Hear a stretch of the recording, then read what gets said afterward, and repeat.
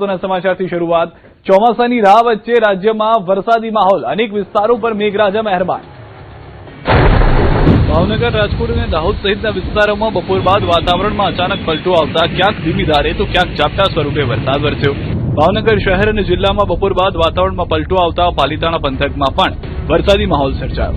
પાલીતાણામાં ક્યાંક ધીમી ધારે તો ક્યાંક ધોધમાર વરસાદ વરસતા રસ્તાઓ પર પાણી વહેતા થયા। વરસાદી માહોલ વચ્ચે બાળકો વરસાદમાં નહાવાની મજા માણતા જોવા મળ્યા। બપોર બાદ પાલીતાણા તાલુકાના શેત્રુંજી ડેમ, રાજસ્થળી, ડુંગર વિસ્તાર સહિત હસ્તગીરી સહિતના ગ્રામ્ય વિસ્તારોમાં પણ વરસાદ નોંધાયો। વરસાદના કારણે વાતાવરણમાં ઠંડક પ્રસરી અને લોકોને ગરમીમાંથી આંશિક રાહત મળી।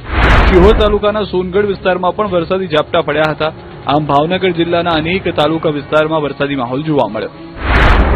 બીજી તરફ રાજકોટ શહેર અને ગ્રામ્ય વિસ્તારોમાં પણ વરસાદી ઝાપટા પડ્યા। લીમડા ચોક, મોટી ટાંકી ચોક, સર્કિટ હાઉસ વિસ્તાર, 150 ફૂટ રોડ તેમજ રેસકોર્સ અને રિંગ રોડ વિસ્તારમાં વરસાદ નોંધાયો। ગોંડલ, જસદણ અને આટકોટ સહિત ગ્રામ્ય વિસ્તારોમાં પણ મેઘરાજાની એન્ટ્રી થઈ છે। આ તરફ દાહોદ જિલ્લામાં પણ વાતાવરણમાં પલટો આવતા શહેર અને આસપાસના ગ્રામ્ય વિસ્તારોમાં વરસાદી ઝાપટા પડ્યા। ઝાલત, રાબડાલ, ગલાલિયાવાડ, છાપરી અને જેકોટ સહિતના વિસ્તારોમાં વરસાદ નોંધાયો। વરસાદના કારણે ખેડૂતોમાં ખુશીનો માહોલ જોવા મળી રહ્યો છે, જ્યારે લાંબા સમયથી ચાલી રહેલી ગરમી અને ઉકળાટમાંથી લોકોને પણ મોટી રાહત મળી છે। આ તરફ ખેડા જિલ્લામાં પણ મેઘરાજાની ધમાકેદાર એન્ટ્રી થઈ છે। ભારે ઉકળાટ બાદ સાંજ પડતા ધોધમાર વરસાદ વરસી પડ્યો। નડિયાદ શહેર અને આસપાસના ગામડામાં પણ વરસાદ જોવા મળ્યો। કાંસની અને ખોદકામની કામગીરીને લઈને ટ્રાફિક જામ પણ થઈ ગયો હતો। પ્રી મોન્સૂન વરસાદમાં જ ભરાયા છે પાણી। અડધા કલાકમાં જ રોડ પાણી થઈ ગયા હોય તેવા દ્રશ્યો જોવા મળ્યા છે। સાવચેતીના ભાગરૂપે નડિયાદ મહાનગરપાલિકા દ્વારા શહેરના 4 રેલવે અંડરપાસ વાહન વ્યવહાર માટે બંધ કરી દેવામાં આવ્યા। વાહન ચાલકો પાણીમાં ફસાય નહીં તે માટે તંત્ર દ્વારા આ નિર્ણય લેવામાં આવ્યો છે। દ્રશ્યોથી સ્પષ્ટ થઈ રહ્યું છે કે ખેડા અને નડિયાદની પરિસ્થિતિ થોડા જ વરસાદમાં શું થઈ ગઈ છે। હજી ચોમાસું સત્તાવાર રીતે નથી આવ્યું, પ્રી મોન્સૂનના વરસાદે જ હાલ બેહાલ કરી દીધા છે। આ તરફ અમરેલી જિલ્લાના વાતાવરણમાં પણ પલટો આવી ગયો। બગસરા પંથકમાં હળવો વરસાદી માહોલ જોવા મળ્યો હતો। ઝાપટાની પણ શરૂઆત થઈ ગઈ હતી। બગસરાના પીછડિયા ગામે હળવા વરસાદી ઝાપટા પડ્યા હતા। બગસરાના બાલાપુર, હડાળા, વાઘણીયા પંથકમાં પણ ઝરમર વરસાદ જોવા મળ્યો। વરસાદી ઝાપટાથી રોડ રસ્તાઓ ભીના થઈ ગયા હતા। ખેતરોમાં પણ લીલુંછમ ખેતર થઈ જાય તેવી ખેડૂતો આશા સેવી રહ્યા છે। મધ્ય ગુજરાત અને દક્ષિણ ગુજરાતમાં પણ વરસાદી માહોલ જોવા મળ્યો છે। ચોમાસાની ગતિ હાલ મંદ પડી છે, પરંતુ વહેલી સવારથી રાજ્યના અનેક જિલ્લાઓમાં વરસાદી માહોલ છવાયો છે। ઉત્તર ગુજરાત, મધ્ય ગુજરાત અને સૌરાષ્ટ્ર પંથકમાં મેઘરાજા મહેરબાન થયા છે। લોકોએ ગરમી અને બફારાથી હાલ તો રાહત મેળવી છે। મહીસાગર જિલ્લાના લુણાવાડા, બાલાસિનોર અને ખાનપુર વિસ્તારમાં રાત્રિ દરમિયાન ધોધમાર વરસાદ વરસ્યો। વરસાદના કારણે ખેડૂતોમાં ખુશીની લાગણી જોવા મળી રહી છે અને ખેતી માટે અનુકૂળ માહોલ સર્જાયો છે। અરવલ્લી જિલ્લામાં પણ મેઘરાજાએ ધમાકેદાર એન્ટ્રી કરી છે। ભિલોડામાં 3 ઇંચ અને ધનસુરામાં 2 ઇંચ વરસાદ નોંધાયો છે। જોકે ભારે વરસાદને કારણે ભિલોડા માર્કેટયાર્ડમાં વેપારીઓ દ્વારા ખુલ્લામાં રાખવામાં આવેલ અનાજ પલળી ગયું હતું। ઘઉં વરસાદી પાણીમાં ધોવાતા વેપારીઓને નુકસાની વેઠવાનો વારો આવ્યો છે। પંચમહાલ અને છોટાઉદેપુર જિલ્લામાં પણ વરસાદી માહોલ જામ્યો હતો। ઘોગંબા અને જાંબુઘોડા પંથકમાં 2 ઇંચ વરસાદ વરસ્યો, જ્યારે બોડેલી સહિતના ગ્રામ્ય વિસ્તારોમાં વરસાદથી વાતાવરણમાં ઠંડક પ્રસરી હતી। દક્ષિણ ગુજરાતમાં નવસારી જિલ્લામાં ગણદેવી અને બિલીમોરા સહિતના વિસ્તારોમાં ભારે પવન સાથે વરસાદ વરસ્યો। વરસાદને કારણે ખેડૂતોમાં ખુશીનો માહોલ જોવા મળ્યો। વડોદરામાં પણ બપોર બાદ વરસાદી માહોલ જોવા મળ્યો। શહેર ઉપરાંત પાદરા, સાવલી, કરજણ, વાઘોડિયા, ડભોઈ અને શિનોર પંથકમાં પણ વરસાદ નોંધાયો। વરસાદને કારણે લોકોને અસહ્ય ગરમી અને બફારામાંથી મોટી રાહત મળી છે અને વાતાવરણ ખુશનુમા બન્યું છે। દેવભૂમિ દ્વારકા જિલ્લાના ખંભાળિયા પંથકમાં સૌરાષ્ટ્રમાં પણ મેઘરાજા મહેરબાન થયા। દેવભૂમિ દ્વારકાના ખંભાળિયા અને રાવલ પંથકમાં વહેલી સવારથી ઝરમર વરસાદ વરસ્યો। વરસાદથી ખેડૂતોમાં આશાનું નવું કિરણ જાગ્યું છે। રાજકોટ જિલ્લાના ગોંડલ પંથકમાં વાદળછાયું વાતાવરણ વચ્ચે વરસાદી ઝાપટા પડ્યા હતા, જ્યારે ગીર સોમનાથના વેરાવળ શહેર અને આસપાસના વિસ્તારોમાં પણ વરસાદી ઝાપટા વરસતા લોકોને ગરમીમાંથી રાહત મળી હતી। અમરેલી જિલ્લામાં પણ વાતાવરણમાં પલટો જોવા મળ્યો। શહેર અને ગ્રામ્ય વિસ્તારમાં વરસાદી છાંટા પડતા ખેડૂતોમાં આશા બંધાઈ છે, જોકે હજુ પણ ભરપૂર વરસાદની રાહ જોવાઈ રહી છે।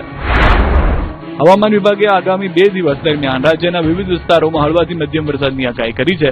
સાથે જ પવનની ગતિમાં પણ વધારો થવાની શક્યતા વ્યક્ત કરવામાં આવી છે। હાલ વરસાદના આગમનથી ખેડૂતોમાં ખુશીનો માહોલ છે અને લોકોને ગરમીથી તથા ઉકળાટથી મોટી રાહત મળી છે। પહેલા વરસાદમાં જ હિંમતનગર તંત્રની પોલ ખુલી ગઈ છે। સામાન્ય વરસાદમાં ઘૂંટણસમાં પાણી ભરાયા। હિંમતનગર શહેરના કાંકડોલ રોડ વિસ્તારમાં ગત વરસાદ બાદ રોડ પર ઘૂંટણસમાં પાણી ભરાઈ ગયા હતા।